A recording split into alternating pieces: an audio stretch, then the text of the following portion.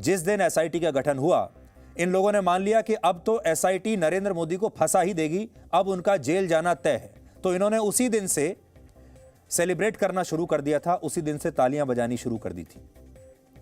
और जब एसआईटी ने बाद में नरेंद्र मोदी को क्लीन चिट दिया पूरी जांच करने के बाद, तो उस समय की कांग्रेस सरकार काफी नाराज हुई थी और उन्होंने ऐसा सोचा नहीं था कि मोदी इस जांच से बच जाएंगे। और उसके बाद फिर लोगों ने एसआईटी पर भी सवाल उठाने शुरू कर दिए। कहा गया कि नहीं, एसआईटी ने ठीक से जांच नहीं की। फिर इसको लेकर भी बहुत सारे मामले अदालतों में गए।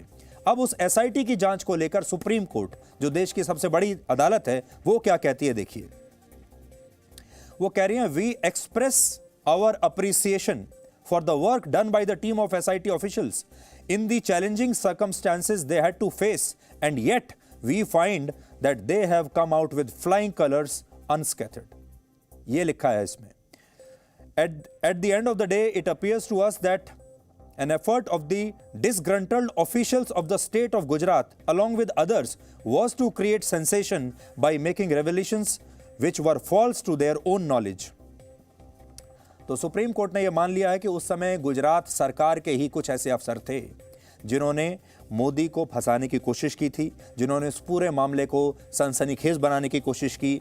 उन्होंने ये झूठ बोला कि उनके सामने ये सब कुछ हुआ। उन्होंने ये झूठ कहा कि वो आई विटनेस हैं और सुनी सुनाई बातों को उन्होंने प्रचार करना शुरू कर दिया इस मकसद के साथ कि नरेंद्र मोदी इसमें फंस जाएंगे।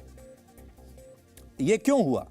तो सुप्रीम कोर्ट खुद कह रहा है कि 16 साल तक नरेंद्र मोदी के पीछे ये लोग पड़े रहे। और फिर वो कहते हैं, to keep the pot boiling obviously for ulterior design. To keep the pot boiling का मतलब है, सुप्रीम कोर्ट ये कह रहा है कि भाई ये मामला किसी तरीके से दबे नहीं, ये मामला खिंचता चला जाए, ये मामला लंबा होता चला जाए। जैसे एक टीवी सीरियल होता है वैसे ये चलता रहे, ये इन लोगों की कोशिश थी। और सुप्रीम कोर्ट ये भी कह रहा है कि इन लोगों के अपने खुद के हित इसके साथ जुड़े हुए थे और वो इसका दुरुपयोग कर रहे थे। अब वो कहता है supreme court, as a matter of fact all those involved in such abuse of process need to be in the dock and proceeded with in accordance with law. कानून के हिसाब से अब ऐसे सारे लोगों के खिलाफ कार्रवाई होनी चाहिए और ये लोग एक्सपोज होने चाहिए जिन्होंने इस पूरे मामले को झूठी खबरों द्वारा, झूठे बयानों द्वारा इतना बड़ा राजनीतिक मुद्दा बनाया, चुनावी मुद्दा बनाया।